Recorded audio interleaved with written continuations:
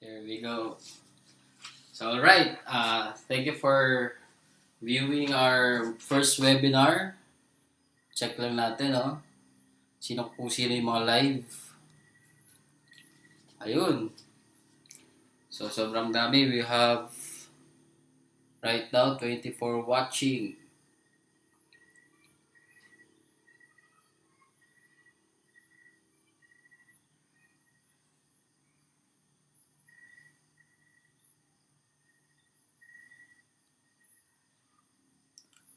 Okay. Let's start. So, basically, bago tayo mag-start, no, I would like thank you for viewing our first webinar. Teka lang. Check lang natin, no? Nag-feedback. Ayun. Okay na. So, okay naman, no? Okay naman yung dating natin dyan. Then, so bago ako mag-start, no, I would like to greet yung live na nanonood sa atin ngayon kay Sir June Santillana, na tinext niya ako kanina. So, sir, kakabahan ako dahil nandito ka. Then, sa lahat ng members natin all over the globe, then sa SWA leaders, our top 15 leaders, so, lahat. Then, sa mga live nanonood ngayon all over the globe na ready to know the best thing about Swapi. So, before I start, I would like to break down yung i-discuss ko ngayon first. Ba't ba ang ganda ng Swapi bukod sa iba? Then, bukod sa industry, sa ibang industry. Second, may announce ako mamaya about dun sa updates natin sa Swapi na tipong ikaw mismo masisecure ka sa ginagawa nating negosyo. At the same time, may announce din ako na sobrang lupit para sa lahat ng Shopee members. Kumbaga, ito na yung siguro yung pinakahihintay nyo. So, check out nyo dun sa dulo ng video na to. So yun, let's start. Our first topic for today is ano ba yung tinatawag nating networking or MLM? Bakit sobrang ganda ng MLM na sinasabi natin or networking kung saang industry na nakakapasok yung SWA Ultimate? So first, credibility of network marketing since 1998, 33 million yung nagne-network na. Then fast forward until such time dito na tayo sa 2014, we have already 200 million networkers all over the globe. At ito pa malupit, 150,000 weekly ang nadadagdag na networkers. So, kung ikaw proud networker ka, proud swapping member ka, see to it na makakasama ka dun sa 150 na dadagdag. Then next week, dapat may maidagdag ka dun sa 150,000 na yan. So baka isipin nyo, nagsisinungaling ako or gawa-gawa ko lang yan. It is based on our mlmattorney.com. So pwede nyo search, hindi makikita nyo doon. Then, next natin i-discuss is, ba't kailangan mo ba pumasok sa networking? Ano ba yung meron sa networking bukod dun sa ibang bagay? So first, MLM versus traditional business. Let's discuss traditional business first. Sa traditional business kasi, lahat naman tayo nag-i-aim na magkaroon ng business. So ang goal natin is magkaroon ng financial freedom and time freedom. But first, ano bang meron sa traditional business? First, capital. Pag gusto mo ng isang business, ang capital mo hindi lang naman maliit yan eh. Malaking capital yan. Then ano pang meron? Magre-renta ka. You need a space. You need the maintenance, expenses, and salary dun sa magtatrabaho sa'yo. Kasi siyempre, gusto mo natin ng time freedom, financial freedom, hindi ikaw yung magtatrabaho dun sa business mo. Mag-hire ka ng ibang tao. So, compared to MLM, high risk din to. Siguro, sabihin natin 99% or sabihin natin 90% lahat ng tao nag-first time na mag-involve sa traditional business, nag-fail sila. Kasi pinasok nila yung business na yon, then at the same time, wala silang exact knowledge or sapat na knowledge para gawin yung business na yon. So dito, bakit mas maganda mag-multi-level marketing or networking kung saan nasa Swapi ka ngayon? Dahil ang kapital mo maliit lang. Then hindi mo kailangan magpasahod. Hindi mo kailangan magrenta ng space, lalo na sa atin, nasa Online business tayo. Then one thing, what if, sabi natin, pinursu mo yung traditional business. Yung traditional business na yun, kunwari, naisipan mo, mayroon kang pera, 1 million. So, di birong kapital yun, di ba? 1 million. Nag-put up ka ng restaurant. Nag-put up ka ng restaurant dun sa may kanto. Ibig sabihin, yung kanto na yun, sabihin natin dito sa Tagaytay, dati hindi naman to civilized talaga. So, later lang, within 2000 na naging tourist spot tong Tagaytay. So, ikaw, nag-start ka, 1 million capital, nag-start ka ng restaurant business mo dyan. So, dahil, syempre, nung una, umpisa ka dyan, ikaw yung kumikita ng malaki dyan. Diba? Kumikita ka ng malaki. So, nung kumikita ka ng malaki, time will come na civilized na yung isang lugar, then, syempre, hindi papayag si Jollibee, si McDo, si Mang Inasal, si KFC, at kung ano-ano pang restaurant na magsisitayuan dyan. So, ang competition, nagiging tight, di ba? So, eventually, time will come, ngayon na sa industry natin ngayon, yung 1 million yung capital, kung hindi mo sasabayan itong mga big companies na to, sa restaurant business mo, time will come, magsasara ka rin. Di ba? So, nag-gets nyo yung point? Yung risk, kung saan, pag nag-traditional business ka, kaysa dun sa MLM industry natin. So, dito sa MLM industry natin, simple lang naman eh. Ang kapital mo sobrang baba. Sabihin natin, guys, sa Shopee, 2,500 yung kapital mo. Ikaka-taong grasa mo ba yun? Siyempre, hindi naman, di ba? Kasi, ang liit ng kapital mo. Pero, kung sa traditional business, 1 million ang kapital mo, ang potential income niyan, sabi natin sa Jollibee, sabi natin nag-i-income siya ng 300 to 500,000 monthly net income. So, kung titingnan natin, may 1 million ka na linabas na capital mo, then kikita ka lang ng 300 to 500,000 per month net income kasi sobrang daming expenses yan eh. But, what if dito sa Shopee, ang capital mo 2.5 lang? Then, ang potential income mo, magkano?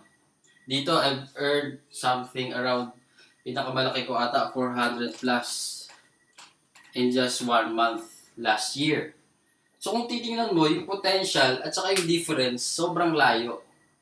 So, anong pipiliin mo? Magta-traditional business ka pa na kung pag nalugi ka, ang laki na malulugi mo. Pero dito, ang liit ng kapital mo, pero ang laki ng potential mo. Kaya dito sa atin, sa mga prospects dyan na nanonood, huwag kang manghinayang sa 2.5 na kapital mo. Hindi mo naman ikakataong grasa yan eh. Diba? So dito, ang Shopee nag-offer ng sobrang liit ng kapital pero ang potential income mo is sobrang laki. So then the rest na risk, wala pa dito. Hindi ka magkakaroon sa Shopee. Kasi ang traditional business kasi kung titingnan natin in long-term perspective, para kang ano yan eh, kumuha ka ng 1 milyon na barya, tapos nilagay mo sa truck, paglagay mo sa truck, dumaan ka sa highway, hinulog mo lahat ng 1 million na barya na yun.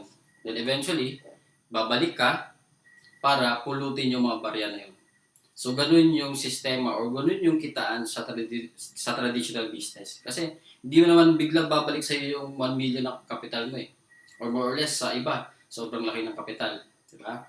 The next natin is, ito pinakamalupit. Bakit sobrang ganda ng multi-level marketing versus employment?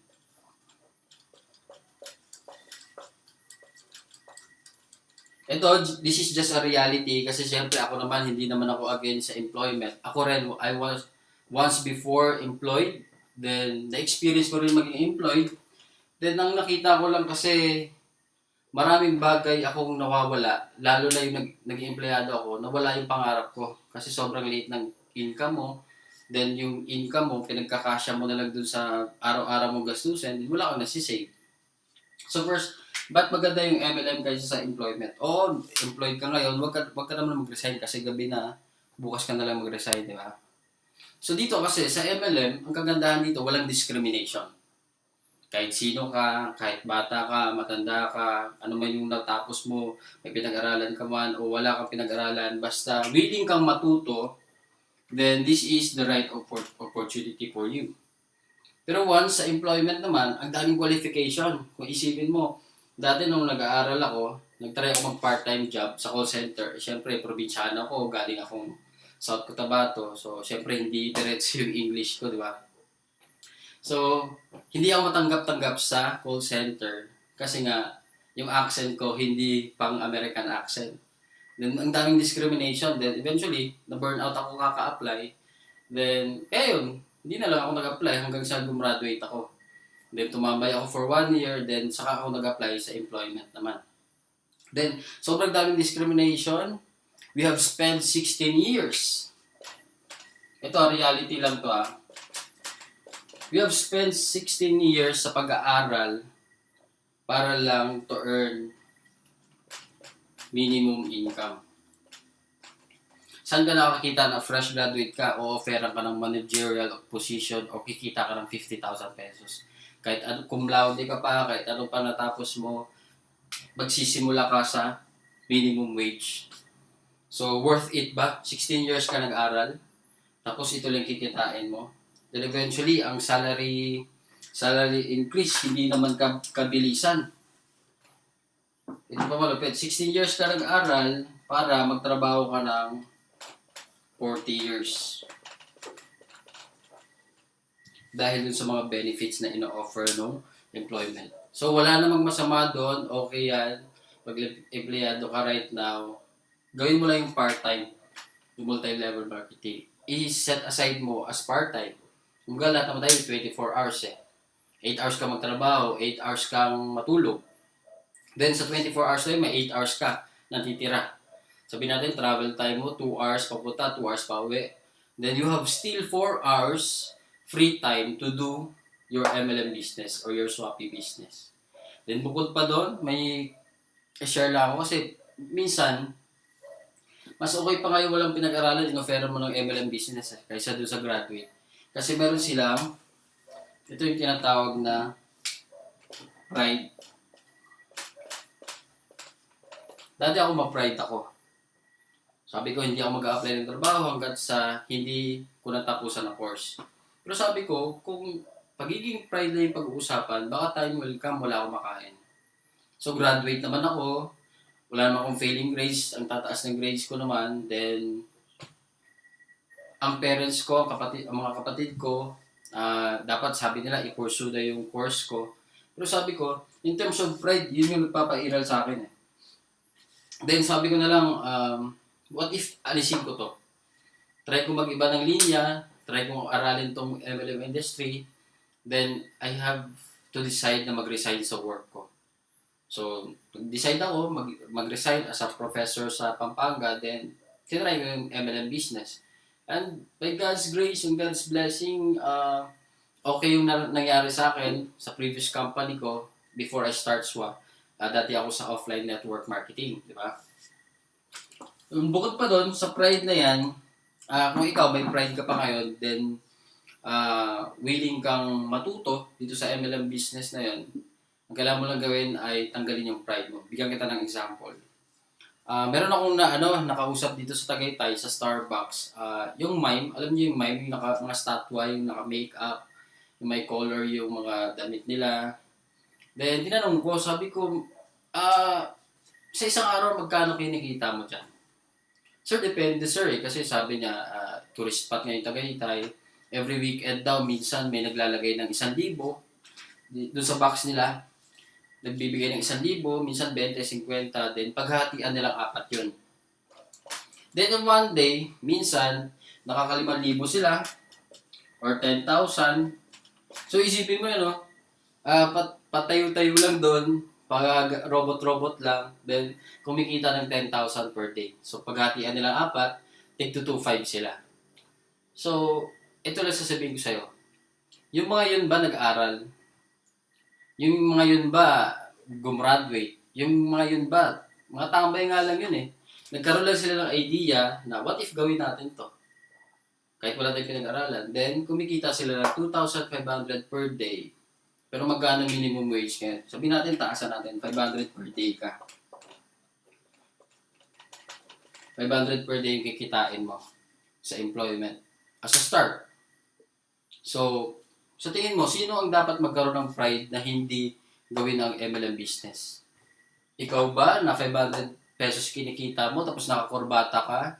Tapos araw-araw ka gigising ng madaling araw para pumasok, traffic, ganyan-ganyan, papagalitan ka ng boss mo? Or dito, kumita ng 2.5 per day, gagawin mo lang, uupo, tatayo, sabi natin 2 to 3 hours kada gabi dito sa Starbucks namin Tagaytay. So, kung tutusin natin, mas may pride pa tong mime na to para hindi gawin ang business kaysa sa'yo. So, wag mong babaliwalain, wag mong panghinaya yung 2.5, wag mong babaliwalain yung part-time mo. Kasi nga, sabi ni Brian Tracy, do work as your full-time to make a living. Pero, do part-time to make a fortune. So dito, yung MLM business, it will make you a fortune, gaya din nangyari sa amin. Kasi ako, kung hindi ko siya tinrahin, hindi ako nag-resign, what if? Ano meron sa akin ngayon? Siguro, ngayon, hanggang ngayon, employed ako. Then, hindi ko nararamdaman or hindi ko na-experience yung mga benefits ko sa SWA. Diba? Sobrang ganda talaga. Then, syempre, lahat naman tayo gusto yumaman eh.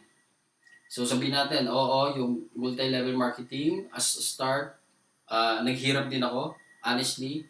Pero masasabi ko lang, sa lahat ng mahirap, ito yung pinakamadali. Kasi, yung income ko dati for 1 year, minsan isang buwan ko na lang sa employment. So, anong gusto mo?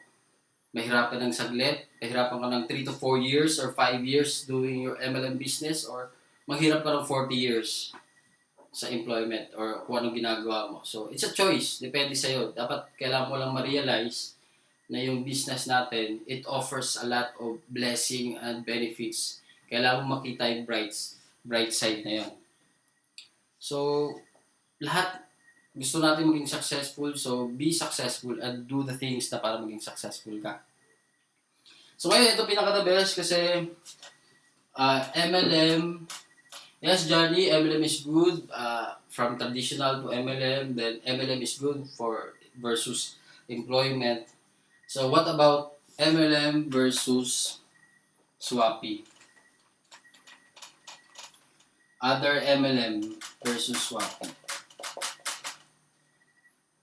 So, paano ko naman nasabi na yung Swappy ang pinakamaganda? So, actually, introduction pala yung kanina. Ito yung pinaka-topic natin ngayon, no? So, I will give you a background. Before kasi I started Swappy, I've been to offline networking industry also for 1.5 years. I've earned 500,000 also. But then, kung tutuusin, yung 500,000 na yun, naubos din. Nagkautang pa ako ng 160,000. So, kasi yung lifestyle, iba.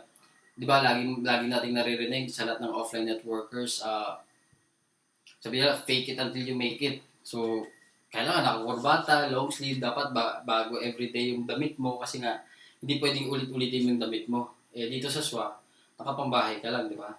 So, sobrang ganda ng SWA kasi, first, before pala, nag-introduce sa akin dito sa SWA si Jeffrey Perez, yung ka-business partner ko din sa previous company namin. Then ngayon, apply ko na siya dito sa Swappy.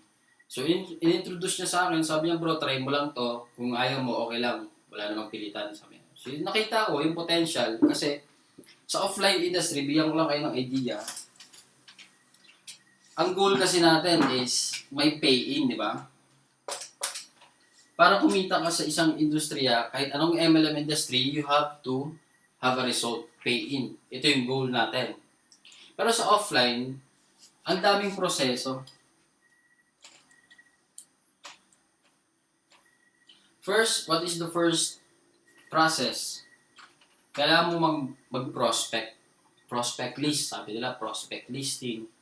Then, after prospect listing, hindi mo naman yun, i-set aside lang as prospect. Kailangan mo i-invite. Kailangan dalhin mo sa office. Then, kailangan ipa-attendin mo ng seminar. Or before that, after mo ma-invite, bro, minsan nakaranas ako na sabi, first ko na-invite sa network marketing, sabi, bro, punta ka sa akin, punta tayong likod ng Mega Mall, may car show doon. manonood tayong car show, daming magagandang kotse. Sige, sabi ko, wala namang gagawin, sama ako sa'yo. Kinidnap ako. So, schedule kami, gabi na yon. Then, after ng schedule, sabi ko, saan yung mga kotse? Kaya punta muna tayo sa taas. Akit kami para umattend ng seminar. Doon sa seminar na yon, sabi ko, akala ko yung mga kotse, car show nga, nasa taas ng building. Pero, yung pala, pinaupo kami sa mga upuan, bro, pakinggan mo lang to, open mind ka lang, wala nang mawawala, para di sayang oras mo, makinig ka na lang. Then, sabi ko naman, sige. Although, at first negative ako kasi nga, ano ba yan, kasi nangalingan para lang ma-invite ako. Then, after kung maka-attend ng seminar, okay naman, naging positive ako. Pero some, magiging negative. So, positive ako, then, sumali ako. So, kung titingnan natin, yung process na to, sobrang haba, di ba?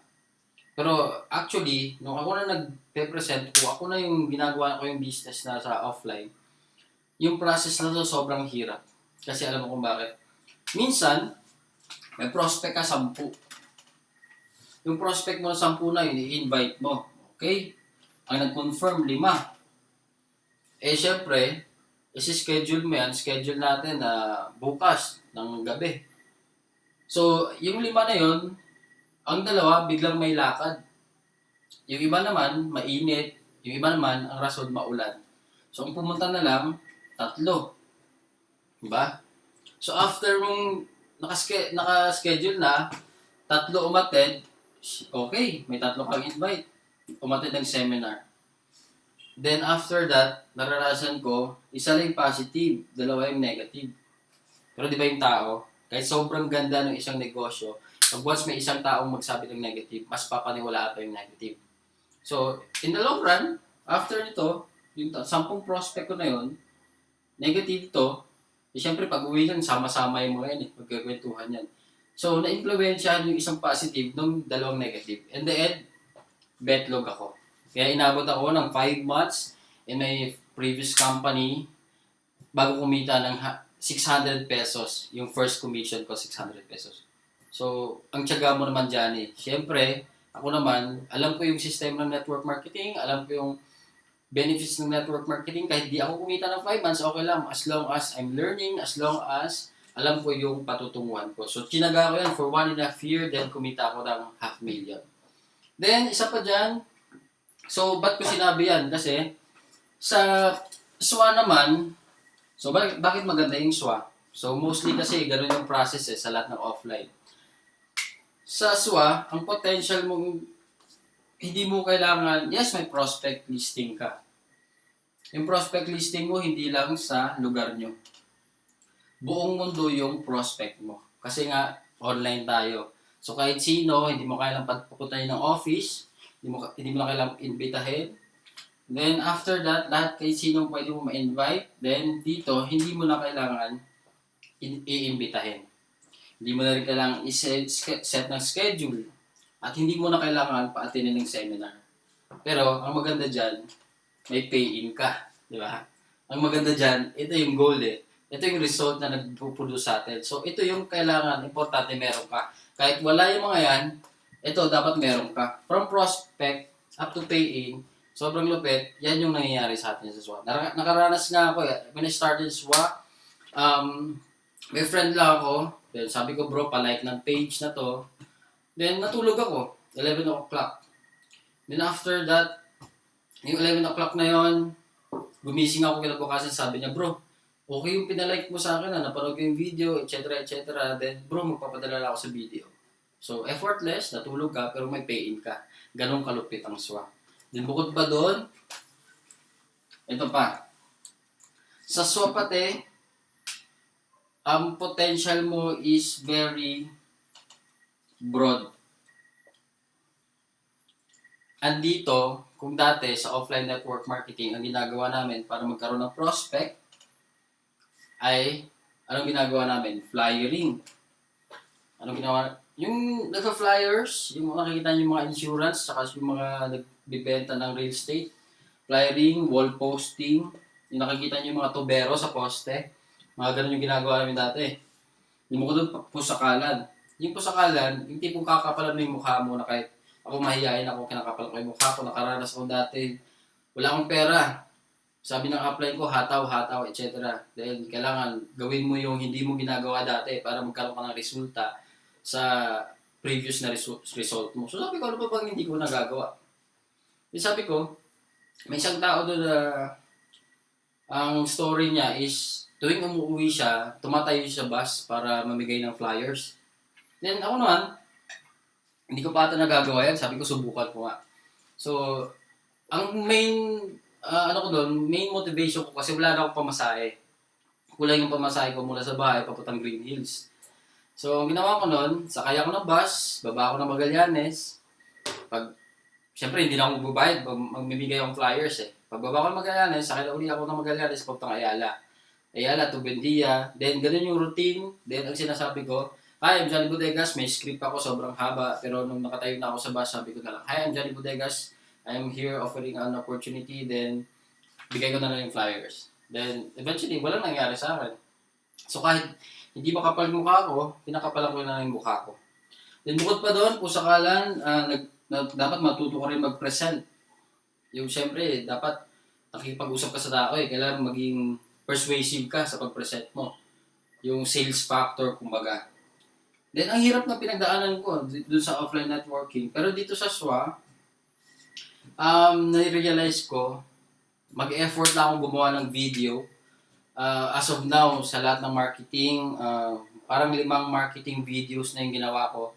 Kasi nagbabago eh. Umpisa, ang kinikita ko pala noon, na-experience ko yung 35,000, nag-withdraw ako sa Union Bank. The next, yung mga vacation ko naman. The next naman, yung nagkaroon ako ng kumita na ako ng 1 million. Then the rest, series siya. Kasi syempre, kailangan natin update kung ano yung nangyayari sa atin kasi makita ng tao. Nakita ng tao ng, ngayon, dami sumasali sa akin na nakausap ko na last year pa. So sabi nila, wow, ang ganda na nangyayari sa'yo dyan. So, yun, sinasabi na lang nila na sana sinabayan na kita. Pero sabi ko naman, okay lang bro, kahit di ka sumali, okay lang kasi baka hindi naman para sa ito. Pero kung nakikita mo naman may potential, why not, di ba? So yun, dito sa SWA, hindi mo kailangan mag-present personally. Unlike sa offline network marketing, nakaranas ako dati, one day lang, 10 yung kausap ko. Table talk. Siyempre, hindi naman sabay-sabay yan. Una, 2. After yung 2, next, ma-invite, 1 uli. Then next, 2 uli. Then next, 5, sabay-sabay. Ang experience ko noon, maranasan mo, nakasimangot yung kaharap mo, kasi negative nga siya. Yung iba tinatayuan ako din sabi, ano ba yan, walang kwenta. Sabi mo, part-time job to, hindi networking, but networking yan. Umalis siya. So, personally, nakikita ko yung mga negative gestures nila, face nila. So, sobrang nakaka-depress, saka nakaka-panghina talaga ng loob. So, kaya sa inyo, sa mga swapping members natin, ito yung pinakamalupit na dapat nyo ma-realize na hindi nyo kailangan pagdaanan yung lahat ng napagdaanan ko na yun. Kasi dito sa swap, ang gagamitin mo lang is video. So, marami tayong testimonial videos ngayon na ginawa ng mga swapping members natin. Congratulations that gumawa kayo nun. And ito lang. Sinaga ko lang gumawa ng video. Then after that, the rest is history. Then sa iba, every time na makakausap ko yung mga swapping members, mamimit ko sa iba't ibang lugar, sinasabi nila na, ikaw ba yung taong nakasakay sa kalabaw? Kasi as of now, 350,000 views na ata yung video ko na yun, yung may kalabaw. So, yun, ang sarap ng feeling kasi dahil sa video, naka 350,000 views, ibig sabihin, naka-reach ako ng 350,000 views, na hindi ko sila nararamdaman yung mga negative people na yun. So, maraming negative na nakapanood na pag play, ayaw ko na close nila. Pero hindi ko na nararamdaman. Pero ang maganda doon, hindi ko na kailangan isipin yung hindi ko na kailangan bilangin yung mga negative na yan. Kasi, ang nararamdaman ko na, yung mga prospects na sinasabi, uy, ang ganda ng opportunity na pag yung video, then sali ako. So, yun na lang yung nararamdaman ko. Yun na lang na experience ko. So, negative, naiiwasan natin sa SWA. So, parang less rejection tayo dito sa SWA kasi nga dahil sa video marketing.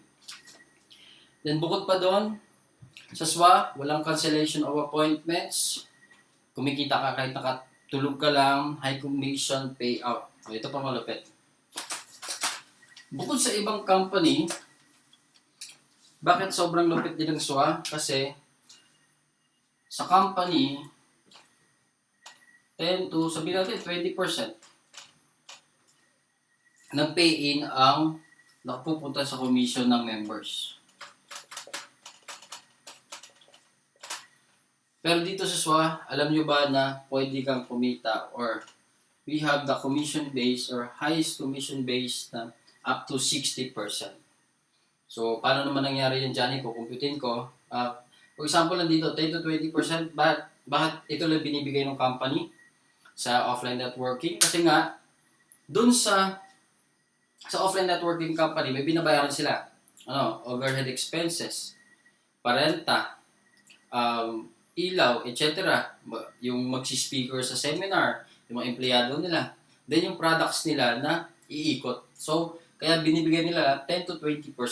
So, pro company to kasi 80% napupunta sa company, then 20% dun sa salesperson, yung mga networkers. So, parang parang isipin mo, sobrang baba para dun sa effort mo na ginawa mo. Pero dito sa SWA, 60%. Bakit naging 60%? Computin lang natin. For example, ikaw to. Para mapuno mo yung matrix mo, para kumita ka ng $90, kailangan may pumasok na 6 na tao.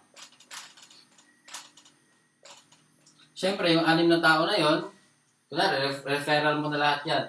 Tapos naka more than 7 direct referral ka na. So, kumita ka dito ng $20. $20,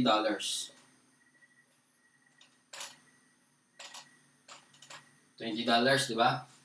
Then, so kumita ka ng, sabi natin, 20 times 6, $120. Then plus, sumicle ka, $90. So, kung isipin mo, magkano po nun? $55. So, paano naging 60%? Kung titingnan natin, dito sa 90%, para kumita ka kasi ng 90%, ng $90, San siya manggagaling? Siyempre, dito sa 6 na tao na to. So, paghahatian nila yan, dito manggagaling yung 15, 15, 15, 15, 15, 15. So, ang total na kinita mo kada tao is $35. Diba? Kasi kumita ka ng 120 bawat direct referral, then $15 each para magka $90 bonus ka. So, 35 minus 55. Magkano tira? $20. So, kung titingnan mo yung $20 na yan yung napupunta sa company, then the rest, $35 para sa atin na membership. So, kung titingnan mo anong mas maganda, 10 to 20% or this 60% na $35 na kinikita natin. Na-experience ko dati kasi I'm not against with the other MLM business na offline networking. Ang experience ko dati kasi user din naman ako ng mga products nila gaya ng Usana. Dati pumunta ako doon sa office nila, grabe baliwan, dami nagpe-present, daming nakakurbata lahat, etc. Then sabi ko naman, pabili akong products worth 15,000 or 30,000 pesos kasi nga gagamitin ko. Kasi lagi akong puyat nun eh. Then yung may isang tao doon na pinakilala sa akin yung upline niya na sabi niya ito yung top earner dito. Then sinabi niya, why not pasukin mo yung business namin, pwede ka kumita dito malaki, ganyan. Ako naman tahimik ako, hindi ako nagsasabi na nasaswa ako. Then tuloy-tuloy lang, sabi niya, minamarketan ako.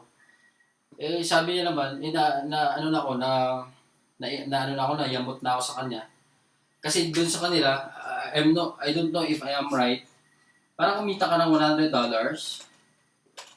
kailangan mo magkaroon ng 40,000 sales pesos. 40,000 sales pesos left and right para kumita ka ng $100. Dito sa SWA, magkano lang kailangan para kumita ka ng $100?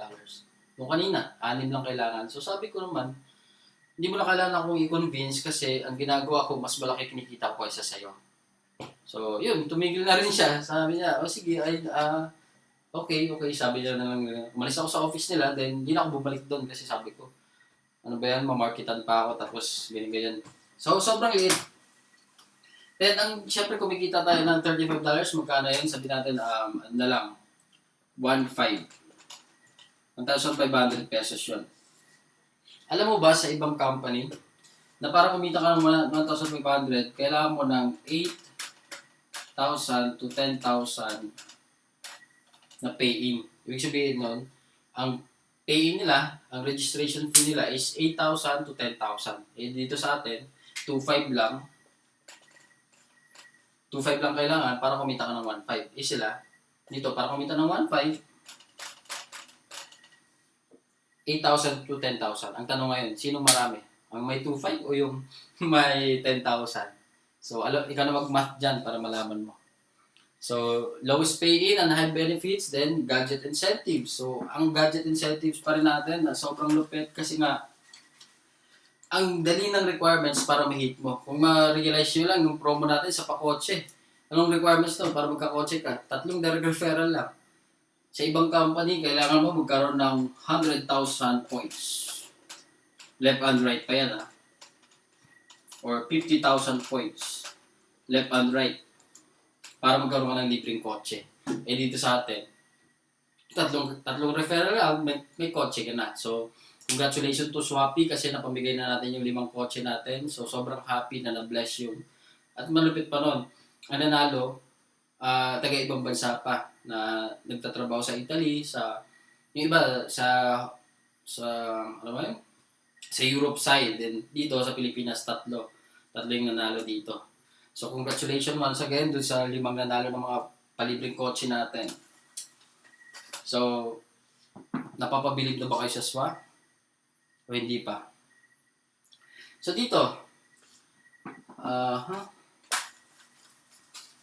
ito pa kasi maganda sa SWA, di ba nga sabi natin, ang pinopromote natin lagi sa network marketing is time and financial freedom, di ba? Pero, kung tutuusin mo, sa previous company ko or sa offline network marketing, wala ka rin time freedom eh. Wala ka rin financial freedom. Ano kung bakit? Kasi parang ka rin nagtatrabaho dun eh. Kailangan mo pumasok araw-araw, kailangan mo makipag-usap sa tao, kausapin ng kliyente mo, wala pa ng kliyente mo. Pero dito ko lang na-experience talaga sa Shopee wherein for 2 years kaming kasal ng asawa ko, wala pa atang more than 1 week or 2 weeks na hindi kami magkasama. So, yun yung pinaka-the best kasi nga 24/7 kasama mo pamilya mo. Hindi ka mawawalay sa pamilya mo, then pagising ng anak mo, nandyan ka, then pag-uwi ng anak mo, nandun ka. Yung iba kasi, gigising umaga yung anak niya, wala siya. Then, pag-uwi niya sa gabi, wala rin yung tulog na yung anak niya. Then, later on, 3 to 5 years from now, namamalayan niya na lang na lumalaking tulog yung anak niya. So, syempre, tayo naman, ang gusto natin, kumita na malaki at the same time, mabigyan lahat ng quality time dun sa pamilya natin. Kasi yun naman ang purpose ng buhay eh. Kumita ka na malaki, kumikita ka ng 1 million, kung wala ka naman lagi sa bahay mo. So, syempre, yung mga anak mo, hindi mo rin na nabibigyan ng quality time. So, useless. Hindi naman mabibili ng pera yung oras eh. So, lastly, ba't yung mga tao nag-join sa network marketing? Kasi nga, extra income. Kailangan din ng extra income. Sino bang ayaw ng extra income? Time and financial freedom. Helping other people. Ito yung mga rason kung bakit sumasali yung tao sa network marketing. Personal development. Dito ko rin na-realize na mas dito ako na-develop sa network marketing industry kaysa dun sa pag-aaral ko or kaysa dun sa pagiging professor ko. So, personally, na-develop ko yung mindset mo, etc. Meeting new people, meeting new friends. Na ako, di ba, umiikot ako within the Philippines, din sa Singapore. Ang sarap ng feeling na totally strangers, yung mga tao na kakamit mo. Pero pag nag-usap kayo, pag nag-meet kayo, parang dati nyo nakakilala kasi nga dahil Shopee member siya. So, every time na pupunta akong Cagayan, Cebu, Bacolod, saan pa ba? Vegan. So yun, ang sarap ng feeling na gano'n, Jensen, na yung mga taong totally strangers pero nagiging kaibigan mo dahil sa negosyo. Then, early retirement, na isipin natin, tatawin mo ito for 3 to 5 years from now. Tingnan natin kung nasa abroad ka. Tingnan natin kung hindi ka umuwi dito para mag-settle down dahil lang sa Shopee. So, hatawin mo na lang dito. So much, sobrang nati up yung Shopee, no? Parang nadurog yung other MLM business. Pero disclaimer lang, hindi ako against sa networking industry kasi alam ko, sa ibang company, no? Sinasabi ko lang to, hindi dahil nasa SWA ako. Sinasabi ko to kasi reality to, na-experience ko to eh. Hindi ko to sasabihin kung hindi ko na-experience yung side na yon, yung offline networking. So ito maganda dito kasi nga, network marketing industry is good. Kung saan ka man ngayon, nasasabi ko sa iba ka, then, it's up to you kung anong gagawin mo. Basta ang alam ko, mas pinakamaganda at pinakamaganda yung Shopee. Then, ito pa malupit pala, nakalimutan ko. When we started Shopee, di ba nga, nasa offline MLM kami ni Jeff Perez. Then sabi ko, ba't ba nagsasara yung ibang company? Usually, before, nagsasara sila 2 to 3 years from now, parang ganun, months lang, nagsasara. Then, when we started Shopee, kasi nga galing kami dito, sabi ko, sayang yung grupo natin bro, dun sa previous company natin, sayang na-build natin doon, magbabalik ulit tayo sa umpisa. So, sobrang negative kaming dalawa, sabi ko, bro, pag-usapan natin kung paano babagsak yung Shopee, sabi ko ganun. So, we formulated system, etc. Nagbubuha kami ng mga structures kung paano babagsak yung Shopee. Then eventually, ba't ako nandito ngayon? Kasi nga, wala kaming nakita na ikakabagsak ng Shopee. Kasi basically, ang offline networking, ba't ba bumabagsak? Kasi nga, nag-overpay out. Ang pumasok, 1 million. Ang pinapa-income is 2 million. So, lugi na. Then, may mga overhead expenses. Kaya may buwan na sobrang liit ng kita. Pero yung gastos mo, sobrang taas. So, kaya nagsasara yung mga offline company. So, ba't yung sa Shopee, ma-assure ko sa inyo hindi magsasara. Simple lang naman yan eh. Di ba sabi ko nga kanina, 60% maximum na pwede mong kitain. Then the rest 40% sa Shopee yan. So kung titingnan mo, ano bang pinagagastos ng Shopee? Wala naman, di ba? Wala tayong pinagagastosan. So, eventually, kaya nga natin kaya magpasahod eh. Magpabigay ng commission ng up to 60% kasi nga, we are having the net of 40%. So, yun. Sabi ko, bro, ito na. Quit na tayo dito sa offline company natin. Then, sabi ko, hatawin na natin yung SWA. So, 2 years of doing that, then the rest is history.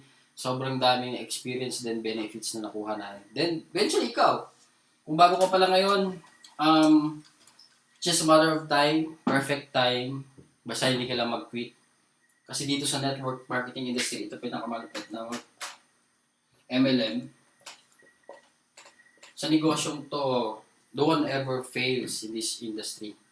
Alam mo kung sino lang yung nag-fail dyan, yung mga taong tumitigil. So, to think of that na ako, di ba sinabi ko kanina, 5 months ako bago kumita ng 600 pesos ko. So, kung to think na 4 months pa lang, 4th month, tumigil na ako, nag-quit na ako. Sa tingin mo, aabot ako sa state na ngayon? Ba hindi? So, wag ka lang tumigil. Gawin mo to 3 to 5 years from now. Gawin mo to, wag mong ipasok sa isip mo tong titigil ka. Kasi alam ko, time will come, isa ka na rin sa magti-training, isa ka na rin din sa tatayo sa top 15 or sabihin natin, top 100 ng SWA. Di ba? So, yun. Then, hindi ko sinasabing, against ako dun sa ibang offline company, pero nga, Shopee is the best kasi nga, tayo pa lang yung nagkaroon ng sobrang, kaya tayo tinawag na labeled as perfect pay plan system eh. Kung sa mga nanonood, no, kung na-experience nyo yun, yung mga first year natin, ang daming sumulpot. Ang daming sumulpot na company. 50 pesos, 150 pesos, 500 pesos, then the rest, nasa na sila ngayon? Nakipagkompetensya sila sa SWA, pero hindi nila kayang i-beat yung SWA. So, nasa na sila ngayon? Nawala na sila. But still, SWA is still standing. Then, ang SWA, tuloy-tuloy yan. Ang SWA, lalago tayo up to the top. Pero ang tanong, ikaw ba? At the end, up to the top, nandun ka pa rin ba? Or baka isa ka rin sa bumitiw. So, my advice, huwag kang magbitiw. Di ba? So, kaya right now, conclusion, palakpakan mo yung sarili mo. Pag panood mo to, palakpakan mo na ikaw ay nasa Shopee. at ikaw ay nasa networking industry. So, next, ito pa pala, announcement lang I have here. Hindi to original, no? Para lang sa mga hindi pa nakakaalam. Bukod dun sa Shopee is the best, syempre, sinasabi natin the best yung Shopee, pero we're not giving we're not proving to them. So ito, patunay lang na mayor's permit natin. So pinrint ko to, hindi to original, pinrint ko lang para lang mayroon ako ma-present dito. Then barangay business clearance. Then ito, sanitary permit. Then certificate of registration. So the rest lahat yan, may SEC din tayo, hindi ko pa na-print yung SEC natin. So para ma-secure kayo na Shopee is the best, at the same time is a 200% legit company para mo hatawin. Kasi isipin mo, hindi naman ako tatayo sa harapan mo na sobrang tagal, napapagod na ako dito. Hindi ako magsasayang ng puyat kada araw. Hindi ako magsasayang ng training ng oras ko. Yung ginagawa ko baliwala lang. So, kung ako kaya kong gawin to, then kailangan mo rin gawin para time will come, you will achieve your great dream dito. Then, aside from that, this week siguro, I don't have the exact date kung kailan. Announcement din, lalabas na yung UBs natin. So, more on na siya, technical na payment na wherein ang gagawin na ng prospect mo, kunyari may prospect ka na gustong sumali. Ang gagawin niya lang, punta sa website link mo, then mamimili siya doon ng payment option niya. And after that, kunyari gusto niya magbayad sa BDO or Western Union, pipiliin niya lang doon, then proceed sa lahat ng steps, and eventually may marireceive siyang email na reference number. So yung reference number na yon, kailangan niya nung bayaran dun sa bangko or kung saan man, pagbayad niya, then eventually automatic ma-activate yung account niya. So parang touchless, na tayo, yung prospect mo na lang yung gagawa nun, then eventually pag once na binayaran niya yung reference number na yun, automatic ma-activate yung account na. That is one thing. Then aside from that, so kung nakikita niyo yung yung mga pinopost ko, we have come up to give the access to our members area na ngayon nga, as we launch the supercharge system, so sobrang dami kong PM na nare-receive kada araw, sabihin natin mga 10, 20, ano po yung supercharge, ano po ba yan, so ako naman, syempre, all I want is to create more millionaires dito sa Shopee na kahit hindi ko ka-team. So, ito yung announcement ko. So, sa lahat na makikita nyo, I will give an access to all Shopee members dun sa members area namin. Pero may requirements lang. Ang gagawin mo ay panoorin mo yung video, after yung webinar na to, lalagay ko yung link dito sa baba ng description na to. Then panoorin mo yung video doon na presentation kung paano ka magkaroon ng access dun sa members area namin. So, I would like to filter din kung sino yung gustong maka-access doon kasi syempre gusto ko yung trainings natin pang Shopee talaga eh. Hindi to para sa ibang sa ibang ginagawa natin. So, yung trainings natin, pag Shopee lahat, ma-apply mo sa Shopee lahat. So, hindi mo na kailangan ng ibang trainings dyan sa labas na nagsasabing, para kumita ka na malaki, ito gawin mo. Tapos eventually, focus ka lang, hindi mo na gawin yung Shopee. Dito, we'll give you all the trainings that you need, kung ano yung pinagdaanan namin, ano yung mga sekreto namin. Then after that, at alam ko, pag once na sinunod mo yung mga trainings na yun, eventually ikaw din yung magkakaroon ng resulta malaki. So, it depends naman yan. Disclaimer lang, hindi ko sinasabing magiging ganito ka rin sa amin ngayon. Pero magdidepende yun kung paano mo i-apply. Kasi knowledge is not the real power. Knowledge is, application of knowledge is the real power. So, pag in-apply mo yung tinuturo namin, once na in-apply mo ng tama, once na sinunod mo ng tama, eventually, kung anong meron sa amin ngayon, then ganun din mangyari sa'yo. So, one last thing again, kung gusto mo kasi makakarating sa paroroonan mo, kunyari gusto mo pumunta ng Baguio, tapos hindi mo alam pumunta ng Baguio, anong gagawin mo? Kanino ka magtatanong? Doon sa tambay na hindi pa nakarating ng Baguio or doon sa taong laging pumupunta ng Baguio. So it's just a matter of of knowing kung sino yung tatanungin mo, kung sino yung ifa-follow mo. So dito sa ginagawa nating negosyo, we are here to give you all the trainings that you need. All you need to do is follow the right person na mga tamang tao. We have our top 15. So, Jeffrey Perez, top 1, top 2, Lenton Montejo, top 3, Jason Villavicencio, Romel Aguas, me, Mark Deximo, Johnny Dado, Elmer Manalo, Mark Rain, Judy Espinas, Armon Gatos, Anja Tariga, and the rest. Yun lang yung kailangan mo i-follow kung gusto mo maging successful dito sa Shopee. Hindi mo na kailangan ng ibang tao para maging successful ka sa Shopee kasi kung ano yung ginagawa namin, kung ano yung ituturo namin, malamang sa malamang, kung gusto mo maging successful sa Shopee, then eventually, kailangan mo i-follow yung mga tao na yun. Then, yun, to end, bigyan ko lang ng kwento, no? Para at least na makalimutan nyo man lahat ng sinabi ko ngayon, itong kwento na ito, tumatak sa inyo. Pero bagay din nyo makalimutan. Meron story na mga palaka, frog. Yung story na to ng frog na to, community sila. Ibig sabihin na dito sila sa ilalim ng butas. So may mga puno dyan, damo-damo, ganyan-ganyan, bahay dito, ganyan-ganyan. So klaro ba? So dito, ito yung mga palaka, dami nila. Nag-umpisa sila sa dalawa doon, nahulog sila doon, nanganak sila ng nanganak, hanggang sa yun, dumami sila na dumami. Pero one time, meron siya dito, sobrang payat na palaka. Yung payat na palaka na yon, talon ng talon. Talon ng talon siya. Hanggang sa kinakatsawan siya, may pumupunta, mga magbabarkada, mga maskulado. Sabi nila, ang ginagawa mo dyan, uy? Tagal-tagal na namin dito, hindi kami nakakalabas. Ikaw, anong ginagawa mo? Tatalon-talon ka dyan, magsasara ka lang oras mo. Kami nga, lalaki ng katawan namin, hindi kami makatalon dyan eh. Ikaw pa kaya, patin ka pa. Then, may lolo naman, yung matandang palaka. Dumaan din doon. Uy, iyo, ano ginagawa mo? Tumanda na kami dito. Wala nangyayari sa amin. Tapos ikaw, talon ka pa rin ng talon dyan. Then, sabi naman ng palaka, tuwing may dumadaan na nagsasabi sa kanya ng gano'n, tinitingnan na lang, tsaka humingiti. Talon pa rin siya ng talon.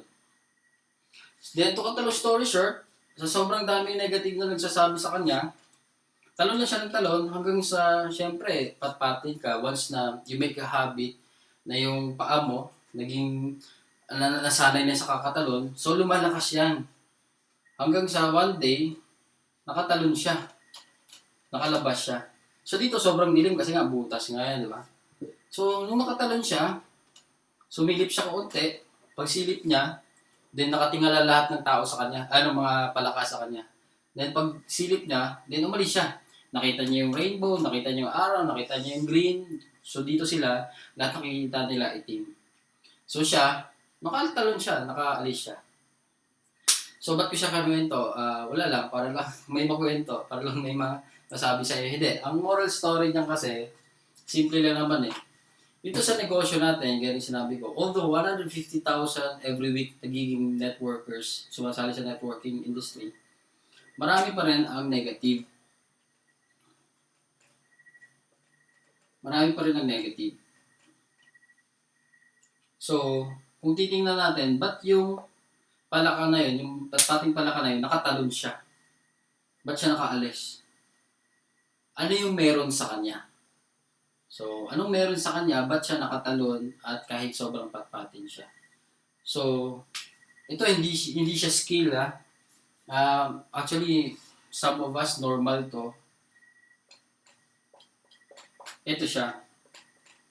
Yung patpating palaka na yon is a death. Ibig sabihin, bingi yung palaka na yon. So, yung time pala na kinakatsawan siya ng mga maskulado tsaka ng lolo niya, akala niya, chini-cheer up siya na sabi niya, sige, akit ka pa dyan, akit ka pa. Kaya mo yan, ganyan. Akala niya, chini-cheer siya.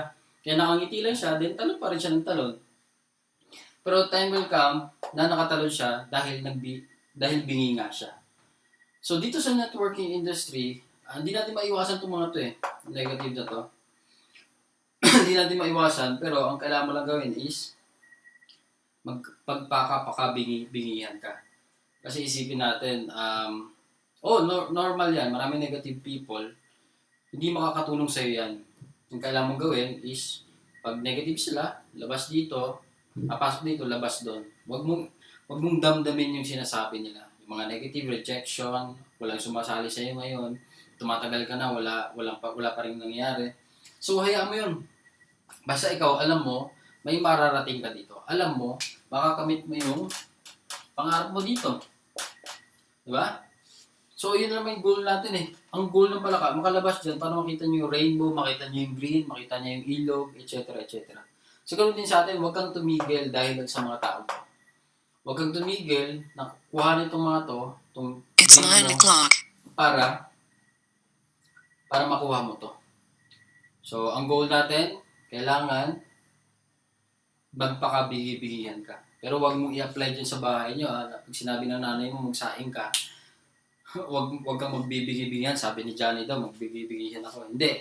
Sa mga negative na tao lang, sa mga taong dream stealers, kumbaga na ayaw kang pakuhanin ng dreams mo. So, ma-realize mo naman yan kung sino yung negative people at saka positive people.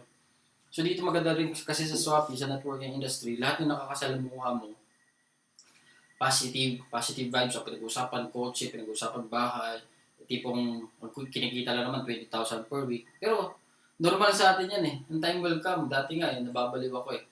Dati, kumikita ko ng 3,000, di ba? Every week. Tapos sabi, nag-goal setting kami ng upline ko. Sabi niya, dapat kumita ka ng 60,000 per week. Ganito, or 15,000 per week, then 60,000 per month. Nababaliw ako, natatawa lang ako kasi sabi ko, ano ba yun? 3,000 pa nga lang kinikita ko, pero yan ang pinag-uusapan natin.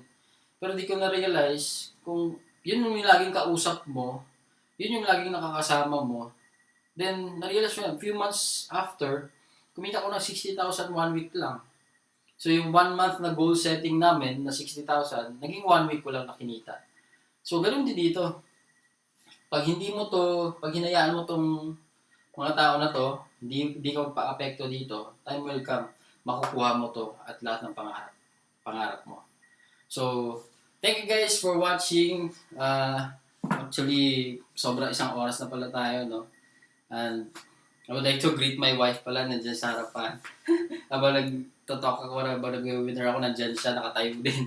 Hindi siya nakaupo. So, very supportive wife. Then, sa lahat, our top leaders, si Mark Deximo, pogi daw siya. Sabi niya lang yun, ewan ko. Mas pogi ako. Then kay Sir June, thank you for watching. Sir Francis, thank you for this opportunity. And all Shopee members, see you next week.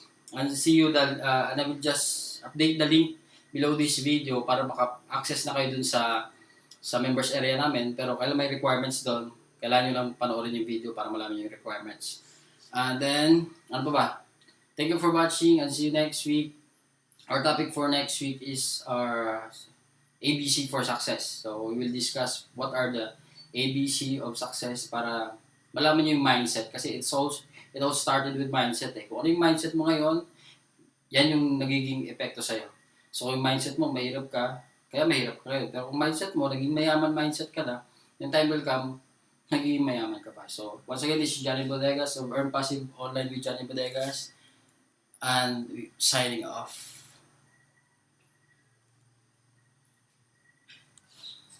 Okay.